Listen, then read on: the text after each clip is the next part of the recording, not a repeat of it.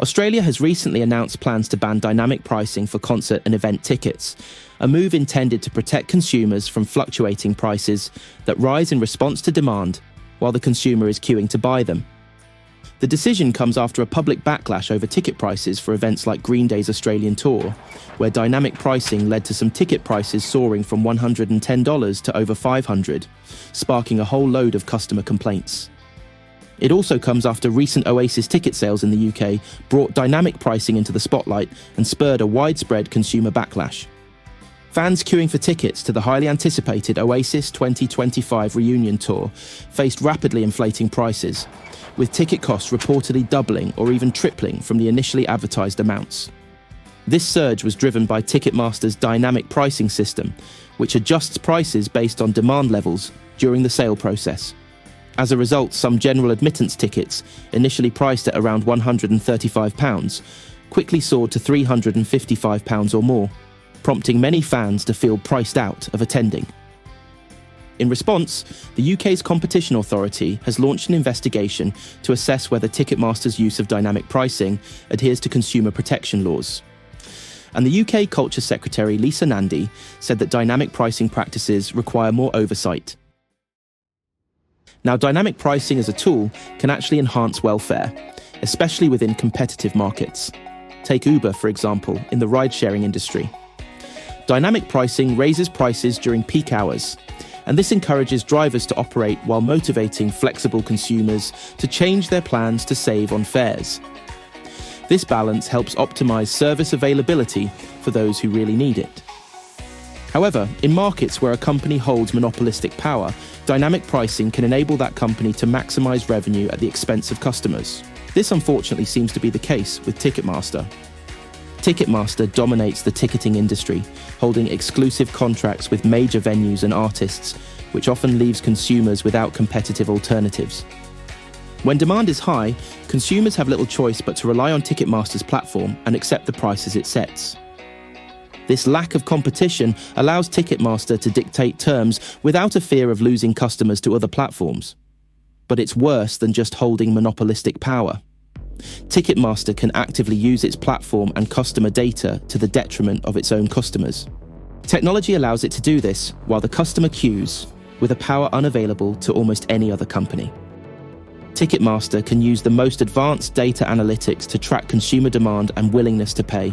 By monitoring real-time queue lengths, click rates, and even consumer browsing behavior, it can adjust prices moment by moment, gathering information about what customers will pay.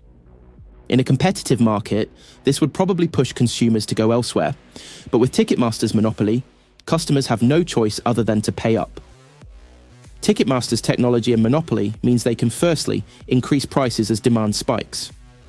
Secondly, capture consumer data that reveals willingness to pay and behavioral insights.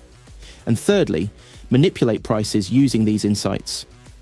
Ticketmaster can approach each sale as an auction, inflating prices as high as the market will bear without significant risk of losing customers. For many observers, this would represent a clear abuse of a privileged position by a monopoly power. Without competitive pressures to keep prices in check, Ticketmaster can use dynamic pricing to raise prices significantly. Additionally, Ticketmaster's price adjustments often lack transparency, leaving consumers unclear about how prices are set or why they may be paying more than expected. This lack of transparency further disadvantages consumers. Customers, having seen tickets initially advertised at low prices, may have discussed attending an event with loved ones. In doing so, they become emotionally invested and are under significant pressure to avoid disappointment. So when prices rise inexplicably as they approach checkout, the pressure to buy regardless is extreme. And finally, the ethical concerns around Ticketmaster's use of dynamic pricing are generally caused by the feeling that consumers are being gamed. The combination of virtual queues and surging prices can create a take-it-or-leave-it scenario, leveraging consumer excitement, loyalty, and urgency against them. So to sum up, dynamic pricing is a useful tool that can have a positive impact when used in competitive markets to reallocate assets to those who value them most. However, when there is a single supplier, the benefits disappear and the risk of unfair monopolistic price gouging arises. Ticketmaster operates in just such a market, and has developed a platform that appears to let them extract almost every penny of consumer surplus for their own benefit.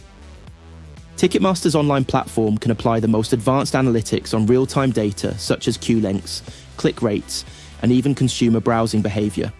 It actually doesn't need to predict what effect a price increase will have on demand. With the only platform available, it can test the impact in real time against real customers, raising and lowering prices to ensure they are pricing at the very limit of what the market can bear.